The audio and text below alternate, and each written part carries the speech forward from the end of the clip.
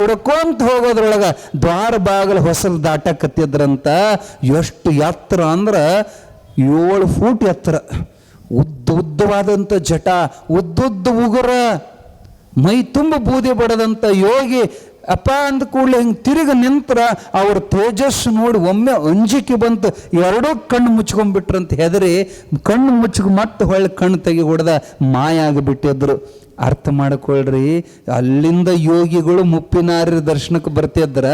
ಇಲ್ಲೇ ಇರುವಂಥ ನಮಗೆ ಅವ್ರ ಪರಿಚಯ ಭಾಳ ಮಂದಿಗಿಲ್ಲ. ಭಾಳ ದೊಡ್ಡ ಪವಾಡ ಪುರುಷ. ಆ ಮಲ್ಲಿಕಾರ್ಜುನ ಬೆಟ್ಟ ಅಂತ ಹೇಳಿದಿವಲ್ಲ, ಆ ಬೆಟ್ಟದೊಳಗೆ ಸಿದ್ಧಾರೂಢಪ್ಪವ್ರು ಬಂದ ಇದ್ದ ಕುರುಹ ಮುಪ್ಪಿನಾರ್ಯರಿಗೆ ಹೇಳಿದ್ರಂತ, ನಾ ಇಂಥ ಜಾಗದಾಗ ಮಲ್ಲಿಕಾರ್ಜುನನ ಗುಡಿಯಿಂದ ಇಷ್ಟು ಮೀಟರ್ ದೂರದಾಗ ಒಂದು ಬಂಡಿಕಲ್ಲು ಐತೆ, ಆ ಬಂಡಿಕಲ್ ಮೇಲೆ ಕುತ್ಕೊಂಡು 9 ದಿನ ನಾನು ತಪಸ್ಸು ಮಾಡೀನಿ ನಿರಾಹಾರ ಅಂತ ಸಿದ್ಧಾರೂಢಪ್ಪ ಹೇಳಿದ ಕುರುಹಿನ ಮ್ಯಾಲ ಅಪ್ಪವ್ರು ಹೋಗಿ ಆ ಬಂಡಿಕಲ್ಲನ್ನು ನಿತ್ಯ ಪೂಜೆ ಮಾಡಕ್ಕೆ ಚಲೋ ಮಾಡಿದ್ರು. ಅಷ್ಟೇ ಅಲ್ಲ, ತಮ್ಮ ಗುರುನಿಷ್ಠೆಯನ್ನು ಪ್ರದರ್ಶನ ಮಾಡೋ ಸಲುವಾಗಿ ಅಪ್ಪನ ಕಟ್ಟಿ ಶಿಷ್ಯನ ಆಗಿದ್ದೇ ಕರೆ. ಆದ್ರೆ ಈ ಗುಡ್ಡದ ಮೇಲೆ ಅಪ್ಪ ಕುಂತ ಕಲ್ಲಿನ ಮೇಲೆ ಅದ್ಭುತ ಗದ್ದಿಗೆ ಕಟ್ಟಬೇಕನ್ನೋ ಸಂಕಲ್ಪ ಮಾಡಿ, ಏನು ಸಣ್ಣ ಕೆಲಸ ಅಲ್ಲ ರೀ ಅದು, ಖಡಾ ಗುಡ್ಡ, ದೊಡ್ಡ ಗುಡ್ಡ. ನಿಮ್ಮನ್ನು ನಾಳೆ ಭಾನುವಾರ ದಿವಸ ಕರ್ಕೊಂಡು ಹೋದಾಗ ಸಾಧ್ಯ ಆದ್ರೆ ಮಲ್ಲಿಕಾರ್ಜುನ ಬೆಟ್ಟಕ್ಕೂ ಹೋಗಿ ಬರೋಣ. ಯಾಕಂದ್ರೆ ಅಪ್ಪವ್ರು ಓಡಾಡಿದ ಆ ಪುಣ್ಯ ಭೂಮಿ ನೋಡಬೇಕಲ್ಲಿ. ಇರಲಿ, ಅಲ್ಲಿ ಸಿದ್ಧಾರೂಢರು ಶಿಲಾ ಮಂದಿರ ಕಟ್ಬೇಕು ಸಂಕಲ್ಪ ಆಯ್ತು. ಕಡಿದಾದಂಥದ್ರ ಮೇಲೆ ಕಲ್ಲು ಏರಿಸ್ಬೇಕಂದ್ರೆ ಈಗ ನಂಗೆ ಟ್ಯಾಕ್ಟ್ರಿ ಮಿಷನ್ ಏನಿಲ್ಲ, ಎತ್ತಿನ ಮೇಲೆ ಜಗ್ಬೇಕು. ಹಗಲಿ ಎತ್ತ ಹೆದರ್ತಾವಂತೇಳಿ ರಾತ್ರಿ ಕಲ್ಲು ಕಟ್ಟಿ ಜಗ್ತಿದ್ರ ಮ್ಯಾಲ. ಆ ಸಂದರ್ಭದೊಳಗೆ ಎಲ್ಲ ಸಣ್ಣ ಪುಟ್ಟ ಕಲ್ಲು ಮ್ಯಾಲ ಹೋಗ್ಯಾವ. ಆದರೆ ಒಂದು ದೀಪಮಾಲಿ ಕಂಬ, ಗುಡಿ ಮುಂದೆ ದೀಪ ಸ್ತಂಭ ಭಾಳ ದೊಡ್ಡ ಪ್ರಮಾಣ. ಅರ್ಧ ಹಾದಿ ಹೆಂಗೋ ಜಗ್ಗಿದ್ರು, ಇನ್ನು ಅರ್ಧ ಹಾದಿ ಭಾಳ ಕಡಿದಾಗಿತ್ತು. 2 ಅಲ್ಲ 4 ಅಲ್ಲ 8 ಎತ್ತು ಕಟ್ಟಿ ಎಳೆದ್ರೆ ಸಹಿತ ಅಲ್ಲಾಡವಲ್ದದ ಕಂಬ, ಮ್ಯಾಲ ಬರೋವಲ್ದು ಕಲ್ಲಿನ ಕಂಬ. ಮಿಕ್ಕಿ ಬಂದ ಮುಪ್ಪಿನಾರ್ಯ ಅಜ್ಜನ ಕಡೆಗೆ ಬಂದ್ರಂತ. ಅಜ್ಜ ಎತ್ತಾಗೋದಿಲ್ರಿ. ಅವಾಗ ಧ್ಯಾನದೊಳಗೆ ಕುಂತಿದ್ರು ಅವ್ರು. ಬೆಳದಿಂಗಳು ಬೆಳಕನೊಳಗೆ ಕಣ್ಣು ಮುಚ್ಚೋನ್ ಕುಂತ ಅಜ್ಜ ಕಣ್ಣು ತೆಗೆದ್ರು. ಕಣ್ಣು ತೆಗೆದ ಇತ್ಲಾ ಸಹಿತ ತಿರುಗಿ ನೋಡಿಲ್ಲ. ತಮ್ಮ ಎಡಗೈಯನ್ನು ಹಿಂಗೆ ತೋರಿಸಿದ್ರಂತ. ಇವು ಎಳಿತಾವ್ ನೋಡ್ರಲೆ, ಇವು ಎಳಿತಾವ್ ನೋಡಲೆ ಅಂದ ಕೂಡಲೇ ಜನ ಆ ಕಡೆಗೆ ನೋಡ್ತಾರ. ಬೆಳದಿಂಗಳ ಬೆಳಕನ್ಯಾಗ ಬೆಳ್ಳನ 2 ಎತ್ತು, ಎಂತ ಎತ್ತಂದ್ರ ಆನಿ ಇದ್ದಂಗಿದ್ವಂತ. ಎದಿ ಜಲ್ ಅನ್ಬೇಕು ಅವ್ನು ನೋಡಿದ್ರ. ಇವು ಎಳಿತಾವ್ ನೋಡ್ಲೆ, ಹಿಡ್ಕೊಂಡು ಹೋಗ್ರಿ ಅಂದ್ರ ಹೆದರಿಕೆ ಬಂತವ್ರಿಗೆ. ಯಪ್ಪ, ಅವು ನೋಡಿದ್ರೆ ಅಂಜಿಕೆ ಬರ್ತೈತಿ.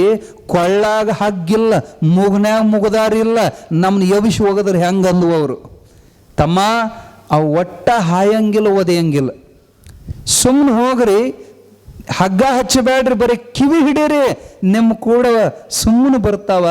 ಹೋಗಿ ತಗೊಂಡು ಕಟ್ಟಿ ಜಕ್ಕೊಂಬರ್ರಿ ಅಂದ ಕೂಡಲೇ ಧೈರ್ಯ ಮಾಡಿ ಹೋಗಿ ಹಿಡಿದ್ರ ಒಟ್ಟ ಸಾಧು ಬಸವಣ್ಣನ ಗತೆ ಕಿವಿ ಹಿಡಿದ್ರ ಸರಳ ಬಂದು ಆ 2 ಎತ್ತನ್ನು ಹೂಡಿ ಕಟ್ಟಿದ್ರ ದರ ದರ ದರ ದರ ದೊಡ್ಡ ಕಂಬ 2 ಎತ್ತು ಎಲ್ಲಿ ತಂದವು ಅಂದ್ರೆ ತುಟ್ಟ ತುದಿ, ಬೆಟ್ಟದ ತುದಿಗೆ ತಗೊಂಡು ಬಂದು ನಿಲ್ಲಿಸಿದವು. ಎಲ್ಲರೂ ಜಯ ಜಯಕಾರವನ್ನು ಗರ್ಜನೆ ಮಾಡಿದರು. ಆನಂದದಿಂದ ಬಂದು, ನೀ ಸಾಮಾನ್ಯನಲ್ಲಪ್ಪ, ಅವು ಎಂಥ ಎತ್ತು ತಂದಿ ನೀನು.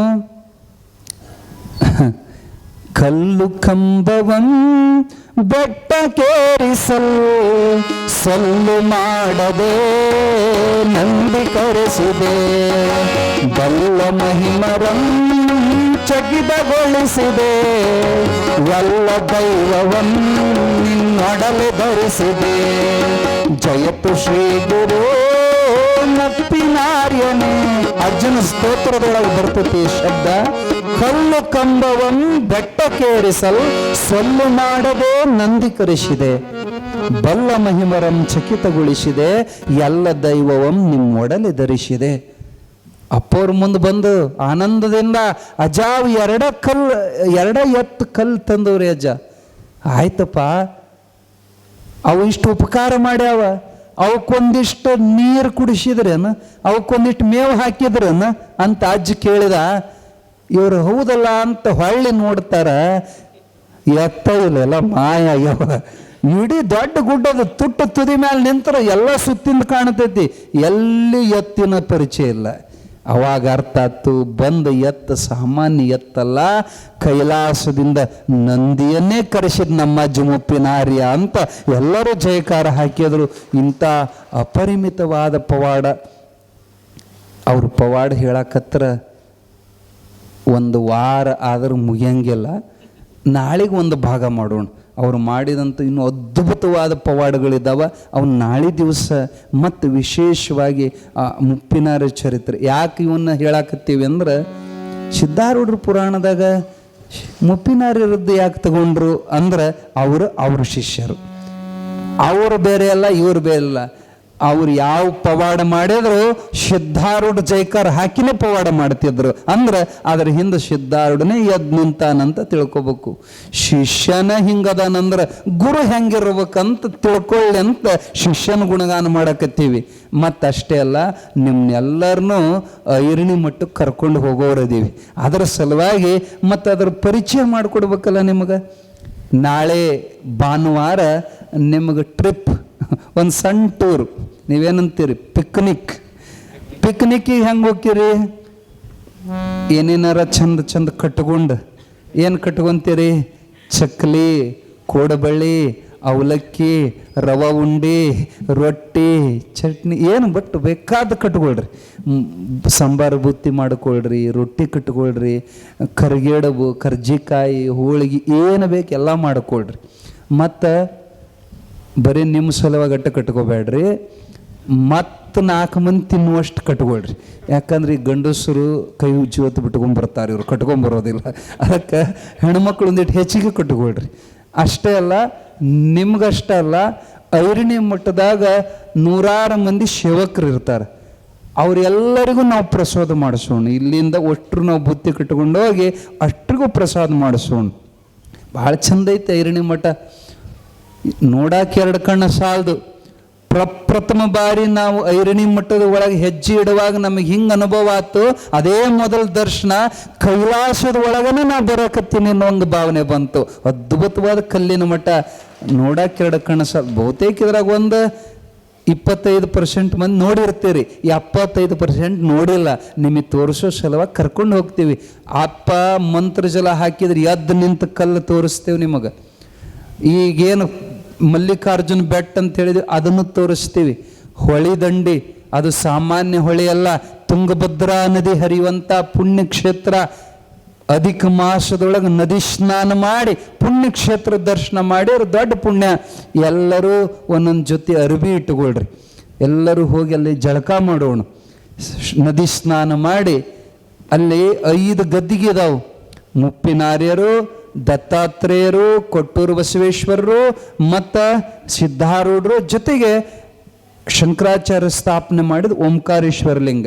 ಆ 5 ಗದ್ದಿಗೆ ದರ್ಶನ ಮಾಡಿ ಪಾದುಕೆಗಳಿಗೆ ಅಭಿಷೇಕ ಮಾಡೋಣ. ಎಲ್ಲರೂ ಹೂವು, ಹಣ್ಣು, ಎಲ್ಲ ಪೂಜಾ ಸಾಮಗ್ರಿ, ಊದುಕಡ್ಡಿ, ಕರ್ಪೂರ, ಕಾಯಿ ಎಲ್ಲ ತಗೊಳ್ರಿ. ಒಂದು ತೀರ್ಥಯಾತ್ರೆ ಮಾಡಿದ ಒಂದು ಪುಣ್ಯ. ಅಧಿಕ ಮಾಸದಾಗ ಭಾನುವಾರ ಬೆಳಗ್ಗೆ 10 ಗಂಟೆಗೆ ಸರಿಯಾಗಿ ಇಲ್ಲಿ ಜಾಗ ಬಿಡೋದು. ಯಾರ್ಯಾರೋ ಕಾರ್ ಗಾಡಿ ಬೈಕ್ ಅದಾವ, ನಿಮ್ಮ ಕಾರ್ ಗಾಡಿ ಬೈಕ್ ತಗೊಂಡು ನೀವು ಬರ್ರಿ. ಯಾರಿಗೆ ಅನುಕೂಲ ಇಲ್ಲ ಅವರು ಇಲ್ಲಿ ಹೆಸರು ಕೊಡ್ರಿ. ಯಾರ ಕಡೆಗೆ? ಕಮಿಟಿಯವ್ರು ಯಾರು? ಇಲ್ಲಿ ಬರ್ಕೊಳಕ ನಿಮ್ಮ ದೇಣಿಗೆ ಬರ್ಕೊಳಕ್ಕೆ ಕುಂದಿರ್ತಾರೆ. ಅವ್ರ ಕಡೆಗೆ ಅನುಕೂಲ ಇಲ್ದವ್ರು ಹೆಸರು ಕೊಡ್ರಿ. ನಿಮ್ಮ ಸಲುವಾಗಿ ಒಂದು ಬಸ್ಸು, ಕ್ರೂಸರ್ ಏನಾರ ಮಾಡೋಣ. ನಾಳೆ ಭಾನುವಾರ ದಿವಸ ನಾವು ನೀವೆಲ್ಲ ಪುಣ್ಯಕ್ಷೇತ್ರ ತಪೋಭೂಮಿ ಐರಣಿ ಮಠದ ದರ್ಶನಕ್ಕೆ ನಾವು ನೀವೆಲ್ಲ ಹೋಗಿ ಬರೋಣ ಅನ್ನುವಂಥ ಸೂಚನೆಯನ್ನು ಕೊಡ್ತಾ ಮತ್ತೇನು ಹೇಳೋದೈತಿ? ಇನ್ನೊಂದು, ನಿನ್ನೆ ಅವರು ತರುವಾಗ ಭಾಳ ಮಂದಿ ತೊಗೊಳಕ್ಕಿಲ್ಲ ಅಂತ ಸ್ವಲ್ಪ ಗ್ರಂಥಗಳನ್ನು ತಂದಿದ್ರು. ಆದರೆ ಭಾಳ ಮಂದಿ ಆಮೇಲೆ ಕೇಳಿದ್ರಂತ, ಇಲ್ರಿ ಈಗ ಮುಗ್ದಾವಂದ್ರೆ ಮತ್ತು ಇವತ್ತು ತರಿಸಿದ್ದೀವಿ ತಂದಾರ.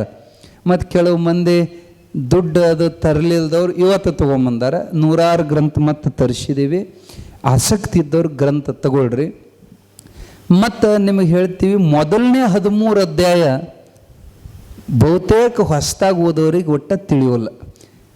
ಅದರಾಗ ಬರೀ ವೇದಾಂತನೇ ಐತಿ. ತಿಳಿಯೋಲ್ಲ ಅಂತ ಬಿಡಬೇಡ್ರಿ. ಭಾಳ ತಾಕತ್ತೈತೆ ಅದು. ಮತ್ತು ಒಂದು ಬಿಟ್ಟು ನೀವು ಓದಕತ್ರಿ ಅಂದ್ರೆ ಸ್ಪಷ್ಟವಾಗಿ ನಿಮಗೆಲ್ಲ ತಿಳಿಯಕ್ಕೆ ಚಲೋ ಆಕೈತಿ. ತಿಳಿಯೋಲ್ಲಂತ ಓದೋದು ಬಿಡಬೇಡ್ರಿ. 13ನೇ ಅಧ್ಯಾಯದಿಂದ ಮುಂದೆ 56 ಅಧ್ಯಾಯ ತನಕ ಪವಾಡದವ, ಸರಳ ಸಣ್ಣ ಮಕ್ಕಳಿಂದ ಹಿಡಿದು ಎಲ್ಲರಿಗೂ ತಿಳಿತಾವ, ಅದು ಮುಂದುವರಿತೈತಿ. ಮತ್ತು ಇದನ್ನು ಉಳಿದ ಪುಸ್ತಕ ಓದಿದೆ ಹಂಗೆ ಈಜಿ ಚೇರ್ ಫಿಲಾಸಫರ್ ಅಂತಾರೆ. ಆರಾಮ್ ಚೇರ್ ಮ್ಯಾಗ ಕೂತ್ಕೊಂಡು ಕಾಲ ಮೇಲೆ ಕಾಲು ಹೊತ್ಕೊಂಡು ಓದೋ ಪುಸ್ತಕ ಅಲ್ಲಿದು. ಇದನ್ನು ಹೆಂಗೆ ಓದಬೇಕಂದ್ರೆ ಭಕ್ತಿಯಿಂದ ಪೂಜೆ ಮಾಡಿ ಓದಬೇಕಿದ, ಪೂಜಿಸೋದಲ್ಲಿ ಇದನ್ನು ಓದಬಾರದು. ಪೂಜಿಸುತ್ತಲ್ಲ ಅಧ್ಯಾಯಗಳ ಭಕ್ತಿಯಲ್ಲಿ ಪೂಜಿಸುತ್ತಲ್ಲಿ ಇದನ್ನು ಓದುವನಾದಡೆ ರಾಜನಾಗುವನು ಸಿದ್ಧದಯದಲ್ಲಿ. ಅದರೊಳಗೆ ಭಾಳ ಶಕ್ತಿ ಐತಿ. ಹಂಗೆ ಓದೋದಲ್ಲ, ಜಗಲಿ ಮನೆ ಮ್ಯಾಲೆ ಇಡಬೇಕಿದನ್ನು. ಹೊಸ ವಸ್ತ್ರವನ್ನು ಕಟ್ಟಿ ಜಗಲಿ ಮ್ಯಾಲೆ ಇಟ್ಟು ಪ್ರತಿ ಅಧ್ಯಾಯ ಓದೋದಕ್ಕಿಂತ ಮೊದಲು ಅದನ್ನು ಹೆಂಗೆ ಪೂಜೆ ಮಾಡಬೇಕು? ನೀರು ಹಚ್ಚಿ ತೊಳಿಬಾರದು ಗ್ರಂಥನ. ಹುಷಾರಿ, ಭಾಳ ಮಂದಿ ಹಂಗೆ ಮಾಡಿರ್ತಾರೆ, ರೊಟ್ಟೆಲ್ಲ ಬಾದ ಮಾಡಿರ್ತಾರೆ. ಹಂಗಲ್ಲ, ಒಂದು ಹೂವಿಗೆ ನೀರು ಎದ್ದಬೇಕು, ಆ ಹೂವು ಏರಿಸ್ಬೇಕು. ಒಂದು ಹೂವಿಗೆ ವಿಭೂತಿ ಹಚ್ಚಬೇಕು, ಆ ಹೂವು ಏರಿಸ್ಬೇಕು. ಒಂದು ಹೂವಿಗೆ ಗಂಧ ಕುಂಕುಮ ಹಚ್ಚಬೇಕು, ಆ ಹೂವು ಏರಿಸ್ಬೇಕು. ಅಕ್ಷತೆ ಹಾಕಬೇಕು, ಪತ್ರಿ ಪುಷ್ಪಗಳನ್ನು ಏರಿಸಿ, ಊದಕಡ್ಡಿ ಬೆಳಗ್ಗೆ, ಒಂದು ಕರ್ಪೂರ ಬೆಳಗ್ಗೆ, ಏನಾದರೂ ಮನೆಯಾಗಿದ್ದಂಥ ಹಣ್ಣು ಸಕ್ಕರೆನೋ ನೈವೇದ್ಯ ಮಾಡಿ, ಆಮೇಲೆ ಗ್ರಂಥ ಮಹಿಮೆ ಅಂತ ಅದ್ರೊಳಗೆ ಸ್ಟಾರ್ಟಿಂಗ್. ಏನು ಲಾಭಕ್ಕತ್ತು ಗ್ರಂಥ ಓದಿದ್ರಂತ ಅದನ್ನು ಪ್ರತಿದಿನ ಅದನ್ನು ಓದಿನೇ ಮುಂದಿನ ಅಧ್ಯಾಯ ಓದೋದು ಪದ್ಧತಿ. ಗ್ರಂಥ ಮಹಾತ್ಮೆ ಅಂತ ಸ್ಟಾರ್ಟಿಂಗ್ ಇರ್ತೈತೆ, ಅದನ್ನು ಓದಿ ಒಂದನೇ ಅಧ್ಯಾಯ ಚಲೋ ಮಾಡ್ಬೇಕು. 56 ಅಧ್ಯಾಯ ಮುಗಿದು ಅಂದ್ರೆ ಸಾಧ್ಯ ಆದರೂ ಹುಬ್ಬಳ್ಳಿಗೆ ಹೋಗಿ ಒಂದು ಅಭಿಷೇಕ ಮಾಡಿ, ನಿಮ್ಮ ನೀಗದಷ್ಟು ಅನ್ನಪ್ರಸಾದಕ್ಕೆ ಅಲ್ಲಿ ಏನಾರ ಕೊಟ್ಟು ಹಿಂಗಾರ ಮಾಡಿರಿ. ನಿಮಗೆ ಅಲ್ಲಿ ತನಕ ಹೋಗೋದಿಲ್ಲ ಅಂದ್ರೆ ನಿಮ್ಮ ಬಂಧು ಬಾಂಧವರನ್ನು ನಿಮ್ಮ ಮನೆಯಾಗ ಕರೆದು ಮಂಟಪ ಕಟ್ಟಿ ಸಿದ್ಧಾಡು ಫೋಟೋ ಇಟ್ಟು ಒಂದು ವೈಭವದಿಂದ ಪೂಜೆ ಮಾಡಿ, ಅವತ್ತು ಮಂಗಳಾರತಿ, ಮಹಾಮಂಗಳಾರತಿ 56ನೇ ಅಧ್ಯಾಯ ಮಂಗಳಾರತಿ ಮಾಡಿ 4 ಮಂದಿಗೆ ಪ್ರಸಾದ ಮಾಡಿಸಿ, ಸಾಧ್ಯವಾಗಿ ನಿಮ್ಮ ಸುತ್ತಮುತ್ತ ಯಾರ ಸಾಧು ಮಹಾತ್ಮರಿದ್ರೆ ಅವ್ರ ಮನೆಗೆ ಕರೆಸಿ ಪಾದ ಪೂಜೆ ಮಾಡಿ, ಹಿಂಗೆ ಮಾಡೋದು ಪದ್ಧತಿ. ಪ್ರತಿ ಅಧ್ಯಾಯ 56 ಅಧ್ಯಾಯ ಮುಗಿದಾಗ ವೈಭವದಿಂದ ಇದು ಗ್ರಂಥ ಮಹಾತ್ಮೆಯನ್ನು ಹಾಡಿ 4 ಮಂದಿಗೆ ಪ್ರಚಾರ ಮಾಡಿರಿ. ಮತ್ತೊಬ್ಬರಿಗೆ ಶುದ್ಧ ಹಾಡು ಭಕ್ತಿಗೆ ಹಚ್ಚಿರಿ, ಅವರಿಗೂ ಗ್ರಂಥಗಳನ್ನು ಕೊಡಕ್ಕೆ ಚಲೋ ಮಾಡಿರಿ. ನಿನ್ನೆ ಒಬ್ಬರು ಪುಣ್ಯಾತ್ಮರು ಬಂದು ಹೇಳಿದರು, ಅನ್ನದಾನ ಸಮಿತಿ ಶಿವರಾತ್ರಿ ಜಾತ್ರೆಗ ರಾಣೆಬೆನ್ನೂರಿನ ಕೆಲವು ಭಕ್ತರು ಕೂಡ್ಕೊಂಡು ಅನ್ನದಾಸೋಹ ಇಡ್ತಾರೆ ಹುಬ್ಬಳ್ಳಿ ಮಠದಾಗ. ಆ ಕಮಿಟಿಯ ಒಬ್ಬ ಸದಸ್ಯ ನಿನ್ನ ಹೇಳಕತ್ತಿದ್ರು, ಇಲ್ಲಿ ತನ 100 ಗ್ರಂಥ ನಾವು ಭಾಳ ಭಕ್ತರಿಗೆ ಕೊಟ್ಟೇವ್ರಿ, ನಾವು ಅಜ್ಜನ ಪ್ರಚಾರ ಮಾಡಕತ್ತೀವ್ರಿ ಅಂತ ಇಲ್ಲಿ ಹೇಳಕತ್ತಿದ್ರು. ಹಿಂಗೆ 4 ಮಂದಿಗೆ ಅಜ್ಜನ ಗುಣಗಾನ ಗೊತ್ತಾಗಲಿ, ಅವರಿಂದ ಅವರು ಉದ್ಧಾರ ಆಗಲಿ ಅನ್ನುವಂಥ ಮಾತನ್ನು ಹೇಳ್ತಾ, ಮತ್ತು ಇಲ್ಲಿ ಎದುರಿಗೆ ಕುಂತಾರ ಅವರಿಬ್ಬರು ದಂಪತಿ, ಇದೇ ಊರವರು, ಕೌಲೆತ್ತದ ಅವ್ರ ಮೂಲ. ಅವ್ರು ಪ್ರತಿ ವರ್ಷ ಅಜ್ಜನ ಹುಟ್ಟದಬ್ಬ ಮನೆಯಾಗ ಮಾಡ್ತಾರಂತ. ತೊಟ್ಲ ಕಟ್ಟಿ ಅಜ್ಜನ ತೊಟ್ಲಾಗ ಹಾಕಿ ಎಷ್ಟೋ ಮಂದಿಗೆ ಉಡಿ ತುಂಬ್ಯಾರಂತ. 100 ಮಂದಿಗೆ. ಅವ್ರೇನು ಸ್ವಾಮಿಗಳಲ್ರಿ ಉಡಿ ತುಂಬಿದವರು, ಸಾದಾ ಗೃಹಸ್ಥರ ಗಂಡ ಹೆಂಡತಿ ಮಾಡ್ತಾ ಇದಾರೆ. ಈಗೂ ಅವ್ರು ತುಂಬಿದಂಥ ಉಡಿ ಇವತ್ತಿಗೂ 100 ಮಂದಿಗೆ ಸಂತಾನ ಆಗೈತ್ರಿ. ಡಿವೋರ್ಸ್ ಆದವರು ಮತ್ತು ಒಂದಾಗ್ಯಾರ್ರಿ. ಡಿವೋರ್ಸ್ ಆದವ್ರು ಒಂದಾಗ್ಯಾರ್ರಿ, ಒಂದು 7-8 ಕೇಸ್.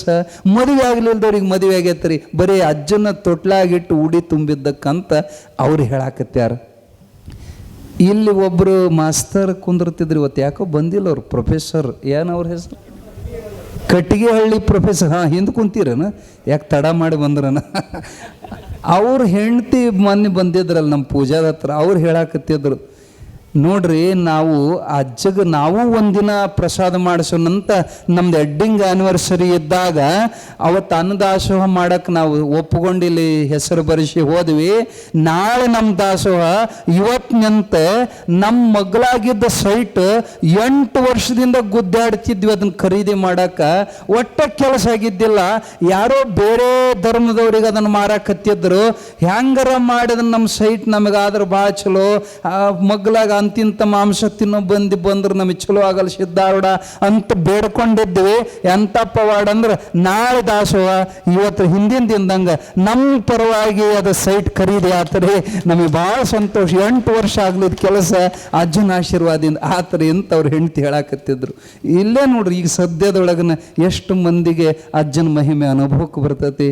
ಅಂತ ಮಹಿಮಾರೂಪವಾದ ಚರಿತ್ರೆ ಪ್ರತಿಯೊಬ್ಬರ ಮನೆಗೆ ಬರಲಿ. ನಿಮ್ಮ ಜಗಿಲಿ ಮ್ಯಾಲೆ ಇರಲಿ. ಓದೋರು ದಿನ ಓದ್ರಿ. ಇಲ್ರಿ ನಮ್ಮ ಸೌಡಿಲ್ಲದ ಸಾವುಕಾರ ಅದೀವಿ ಅಂದ್ರೆ ಸೋಮವಾರಕ್ಕೊಮ್ಮೆರ ಓದ್ರಿ. ಆಟೋ ನಮಗೆ ಆಗೋಲ್ರಿ ಅಂದ್ರೆ ಹುಣ್ಣಿಮೆ ಅಮಾವಾಸೆಗೊಮ್ಮೆರ ಓದ್ರಿ. ಆಟೋ ನಮಗೆ ಆಗೋಲ್ರಿ ಅಂದ್ರೆ ವರ್ಷದಾಗೊಮ್ಮೆ ಶ್ರಾವಣ ಬರ್ತೈತಿ. ಆ ಶ್ರಾವಣದವರ 1 ತಿಂಗಳ ನೇಮದಿಂದ ಓದ್ರಿ.